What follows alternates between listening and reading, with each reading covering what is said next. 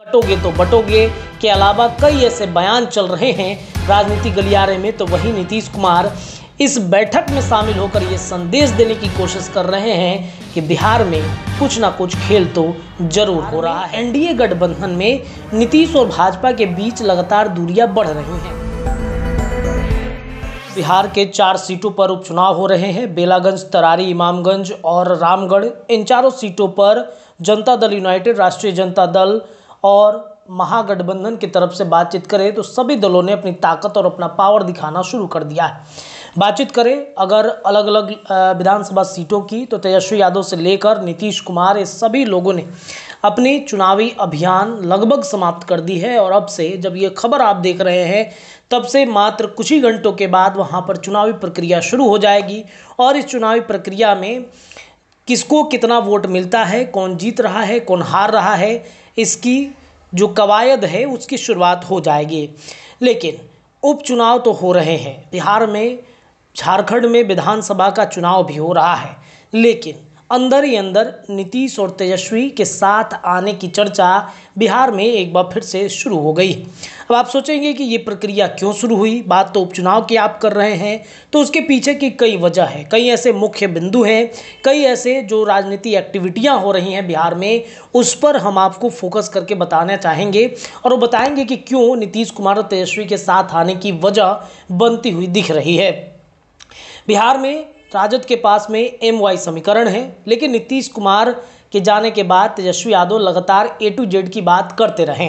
A to Z का एक जो प्रयोग तेजस्वी यादव की तरफ से किया गया वो प्रयोग असफल रहा और इस वजह से तेजस्वी यादव ने सोचा कि A to Z का फॉर्मूला दरकिनार कर देते हैं और MY समीकरण को फिर से समेटते हैं। और आपने देखा कि इस MY समीकरण को समझने के लिए तेजस्वी यादव के तरफ से जो उनके पुराने जो अदावत रही शहाबुद्दीन परिवार से, उनकी पत्नी हैना साहब से, उनके बेटे उसामा साहब से, उनको फिर से RJD में शामिल करा दिया गया। ऐसा पहले हुआ नहीं था लेकिन वर्तमान में हो गया। लालू प्रसाद यादव ने उस परिवर्तन को समझा, उस परिस्थितियों को समझा, तेजस्वी यादव को समझाया और उन्होंने कहा कि शहाबुद्दीन परिवार को शामिल कराना RJD में बेहद ज़रूरी है, क्योंकि जो राजद के पास एक कोर वोट बैंक था वो मुस्लिम समुदाय अब जनसुराज की तरफ अपनी जो परिस्थितियां थी, अपनी जो ऑप्शनल थी वो देखनी शुरू कर चुकी थी। प्रशांत किशोर ने एक बड़ी सेंधमारी मुस्लिम समुदाय के वोट बैंक में कर दिया और इस वजह से तेजस्वी यादव और RJD को लगा कि शायद उनका एक वोट बैंक खिसक जाएगा और इस वजह से उन्होंने उस वोट को समेट लिया। आपने देखा होगा कि उपचुनाव में कैसे बेलागंज में जो शहाबुद्दीन के बेटे उसामा साहब थे उनको प्रचार प्रसार के लिए भेजा गया था। ये प्रचार प्रसार में क्या कुछ हुआ ये भी आप सभी दर्शकों को अच्छे से पता है। इधर बिहार में NDA गठबंधन में नीतीश और भाजपा के बीच लगातार दूरियां बढ़ रही हैं। भले ही JP नड्डा आ जाए, भले नरेंद्र मोदी आ जाए, लेकिन नीतीश कुमार की जो अदावत है भारतीय जनता पार्टी से वो बढ़ रही है। अब आप सोचेंगे क्यों बढ़ रही है। गिरिराज सिंह का हिंदू स्वाभिमान यात्रा ये भारी पड़ गया है भाजपा को। अररिया के सांसद प्रदीप सिंह का बयान भी भारी पड़ता हुआ दिख रहा है और इस वजह से नीतीश काफ़ी नाराज चल रहे हैं। बात 28 अक्टूबर के NDA गठबंधन की हुई मीटिंग की कर लेते हैं।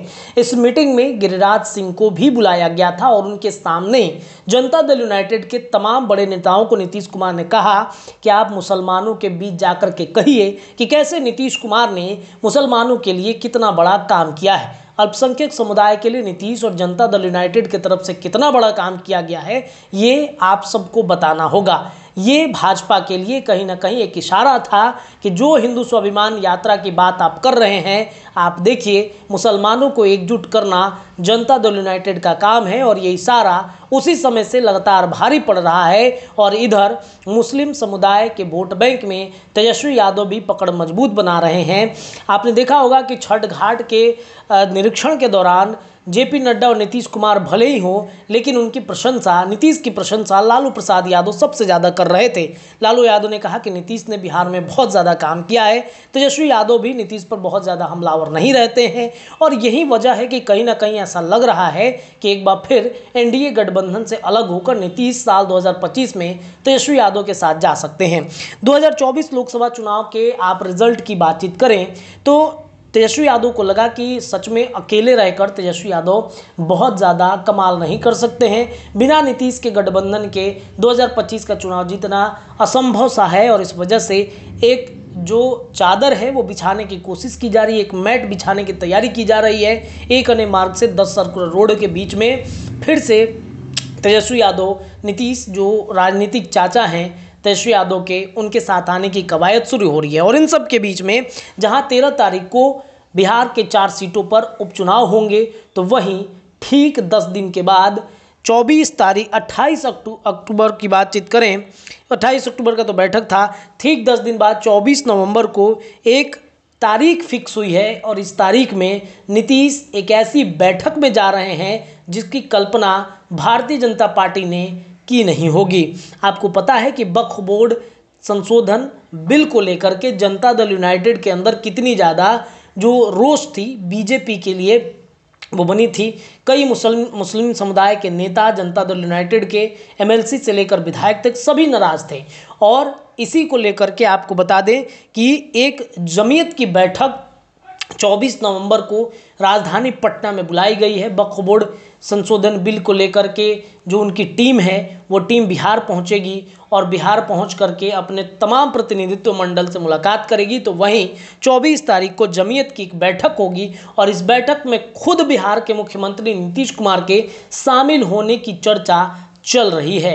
अब इस चर्चा से ही आप समझ लीजिए कि कितना बड़ा खेल बिहार में होने जा रहा है, जहां मुसलमानों को लेकर के कटोगे तो बटोगे के अलावा कई ऐसे बयान चल रहे हैं राजनीति गलियारे में। तो वहीं नीतीश कुमार इस बैठक में शामिल होकर ये संदेश देने की कोशिश कर रहे हैं कि बिहार में कुछ ना कुछ खेल तो जरूर हो रहा है।